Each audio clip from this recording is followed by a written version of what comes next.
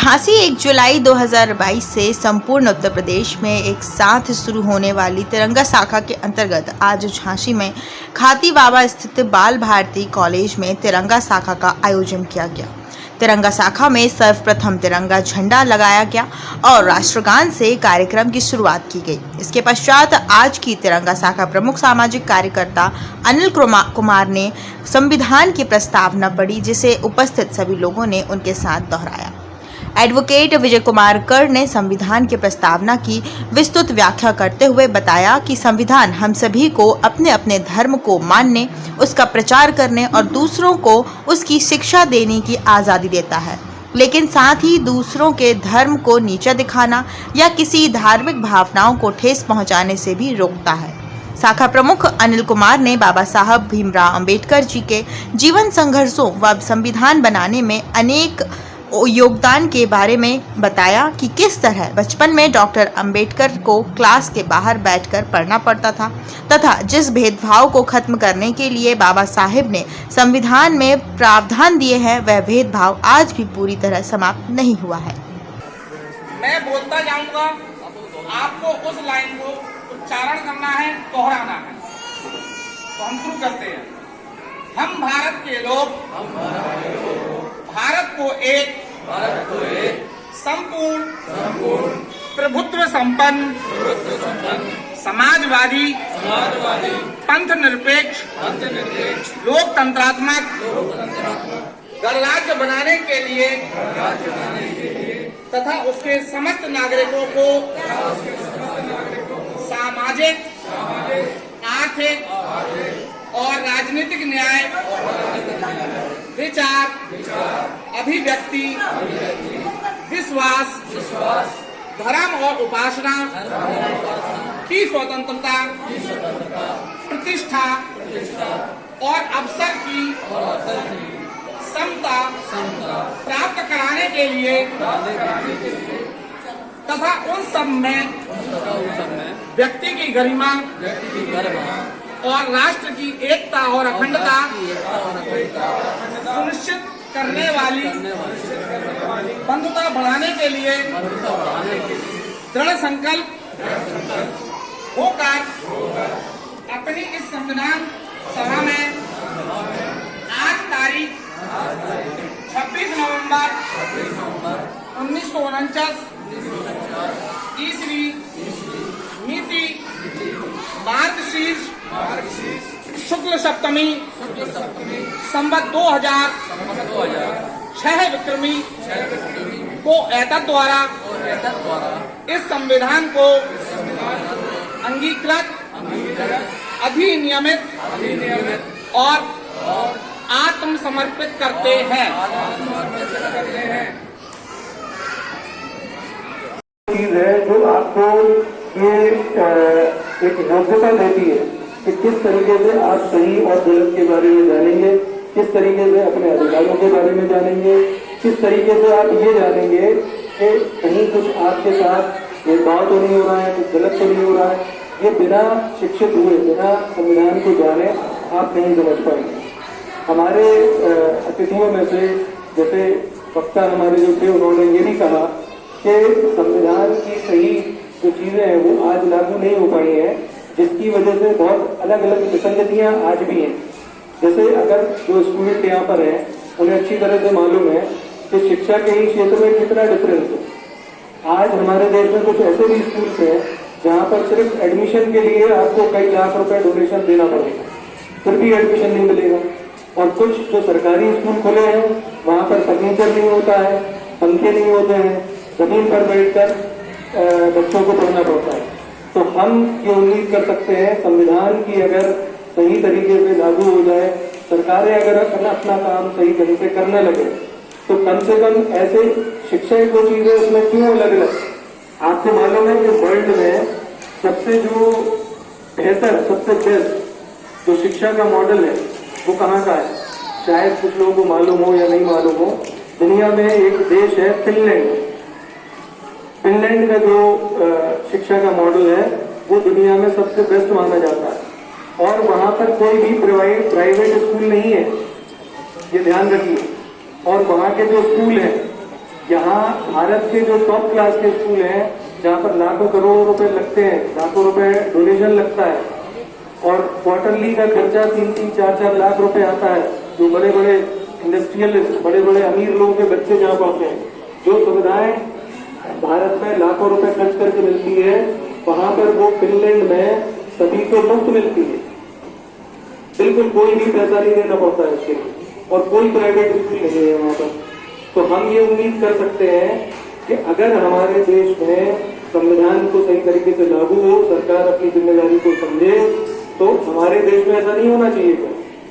आज हम एक स्कूल के परिसर में बैठे हैं, लेकिन मैं आज इस तिरंगा शाखा के इस कार्यक्रम के माध्यम से मैं खुद ये कहना चाहता हूँ कि अगर हमारे देश में ऐसा हो जाए तो मुझे सबसे पहले खुशी होगी कि इस स्कूल में भी कोई फीस न लगे और सारे बच्चे सबसे बेहतर सुविधाओं के साथ पढ़े। लेकिन क्योंकि हमारी ये मजबूरी है कि आज हमें कोई सरकारी मदद तो नहीं मिलती है, हम अगर मिले तो हम कोई भी पैसा बच्चों से ना ले, लेकिन जो बच्चों से हम लेते हैं वो सिर्फ इसलिए कि आज इस बिल्डिंग को ठीक करना है, बच्चों को सुविधाएं देनी है, अच्छे टीचर्स को लाना है, तो ये पैसा कहाँ से आएगा? इसलिए फीस आपसे लेना मजबूरी है। लेकिन अगर सरकारें ठीक से काम करें तो आपको भी वो सारी चीजें मिल सकती हैं, लेकिन सरकारें अपना काम ठीक से नहीं कर रही। इस वजह से ये इसी के साथ हम ये कामना करते हैं कि आज जितने भी लोग यहाँ पर हैं और ये जो बच्चे यहाँ पर हैं, आप लोग को स्पेशली खास तौर पर इस तिरंगा शाखा के इसमें इसलिए रखा गया है कि यहाँ पर कई लोग ऐसे हैं कि जिनकी उम्र 60-65 साल है, किसी की 50 साल है। तो इन्होंने जो देख लिया है, अब हमारे पास तो कुछ लोगों के पास इतना शायद समय नहीं है कि वो क्या बदलाव ला सकते हैं, लेकिन जो नई जनरेशन है, आप लोग जो बैठे हो, आपके पास पूरा समय है कि आप लोग इस बदलाव के लिए अपनी तरफ से अच्छे अच्छा प्रयास करें। एक बिल्कुल डिटर्मिनेशन मन में पैदा कर लें, संकल्प ले लें कि जो संविधान ने आपको ताकत दी है, डॉक्टर बाबा साहब भीमराव अम्बेडकर ने जो सभी संविधान में जुड़े हुए लोगों ने जो ताकत दी है, उसको आप लोग पहचाने, समझें और उसके हिसाब से ये अपने जनप्रतिनिधियों से डिमांड करें। और अगर वो उस चीज को पूरा नहीं करते हैं तो उनको इस तरह का अभियान चलाएं, अपने लोगों में ये बात पहुंचाएं कि जो काम सही नहीं करेगा जनप्रतिनिधि, उसको आप बदलेंगे, राजनीति का तरीका बदलेंगे। लोग वोट मांगने आते हैं, उनसे आप सवाल पूछना शुरू करें कि आप वोट मांगने आए हो, आप बताइए हमारे लिए क्या क्या किया। वो सारी चीज आपको तब पता चलेगी जब आप संविधान का अब शुरुआत होती है कि 70 सालों में जो नहीं होना था, आज से वो शुरू होता है। बिल्कुल सही कह रहे हो। हमारे अनपढ़ माँ बाप जिन्होंने विद्यालय नहीं देखे, उनको ग्रंथ और महापुरुषों की कथा सभी धर्मों के लिए कह रहा हूं मैं, किसी एक धर्म के लिए नहीं, बड़ा अच्छे से प्रचार किया जाता है और समझाया जाता है। धार्मिक प्रचार वो आपका अपना हो सकता है, लेकिन भारत के संविधान के प्रति आज तक मेरा मानना है किसी भी व्यक्ति ने, किसी भी संगठन ने कोई तंबू बंबू नहीं लगाया, ना ही कथावाचक के रूप में इसका प्रचार किया कि संविधान वास्तव में है क्या। ये कई दिनों से, कई वर्षों से मेरे अंदर एक घुटन महसूस हो रही थी कि ऐसा कुछ होना चाहिए, जिसके ऊपर मैं कई दिनों से अपने मित्रों के साथ, सहयोगियों के साथ वार्ता करता रहता था। धन्य हो आम आदमी पार्टी और अरविंद केजरीवाल का, इन्होंने एक नया मिशन दिया, नॉन पॉलिटिकल। इसमें कोई पॉलिटिकल मिशन नहीं है, ये सभी के लिए है। अगर इसमें अन्य पार्टी के लोग भी हो तो ये सभी लोग चाहें, सभी पार्टी के लोग चाहें कि संविधान का प्रचार हो रहना चाहिए। और न्यू जनरेशन जो शाखा के नाम पे आई है, तिरंगा हमारा फर्स्ट है, हमारा प्रेजेंटेशन करता है तिरंगा। तिरंगा के नीचे हम लोग जो है सम्मानित और सम्मान करने के लिए शाखा के माध्यम से कैसे, क्योंकि संविधान हमारे लिए है और हमारे द्वारा है। अब मैं आता हूं संविधान पे। कोई गलती हो जाए तो क्षमा करते हुए प्रार्थना। संविधान का जो प्रस्तावना है वह एक उद्देश्य है संविधान बना क्यों? भारत में सभी धर्मों के बड़े बड़े ग्रंथ थे, हजारों सैकड़ों वर्षों वाले पुराण भी थे। इसके बाद भी संविधान बना क्यों है? प्रश्न यहां से खड़ा हो जाता है, जो 70 साल में किसी ने दिया नहीं।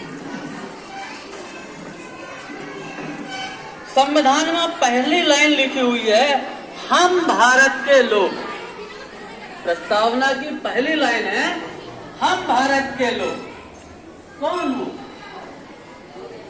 जो 18 वर्ष से ऊपर हो चुका है वह हम भारत के लोग। वोट देने का अधिकार 18 वर्ष के बाद ही है ना। हम भारत के लोग 18 से नीचे के लिए नहीं है। इस चीज को नोट कर लीजिए, कभी एग्जाम में भी आ जाए तो हम भारत के लोग में बच्चे नहीं आ रहे, क्योंकि बच्चों को यह अधिकार नहीं दिया है।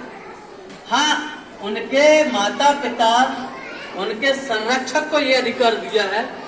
हम भारत के लोग, भारत को एक, हम भारत के लोगों द्वारा भारत को एक संपूर्ण प्रभुत्व संपन्न समाजवादी पंथ निरपेक्ष लोकतांत्रिक गणराज्य बनाने के लिए तथा उसके समस्त नागरिकों को, इतना एक बहुत बड़ी लाइन है और इसको इतना आसानी से मैं भी नहीं बोल पाऊंगा, लेकिन कोशिश कर रहा हूं। हम भारत के लोग भारत को एक बनाने के लिए, अब लोग परिचय देते हैं, मैं कहां से हूं? मैं यूपी जिंदाबाद, बुंदेलखंड जिंदाबाद, उत्तराखंड जिंदाबाद, ऐसा सब बोलते ना। भारत जिंदाबाद जब तक नहीं होंगे, हम भारतीय नहीं होंगे, तब तक ये एक नहीं होगा सपना। ये संविधान कहता हम भारत के लोग भारत को एक बनाने के लिए उद्देश्य ही। दूसरा शब्द है संपूर्ण प्रभुत्व संपन्न। ये उद्देश्य ये कहता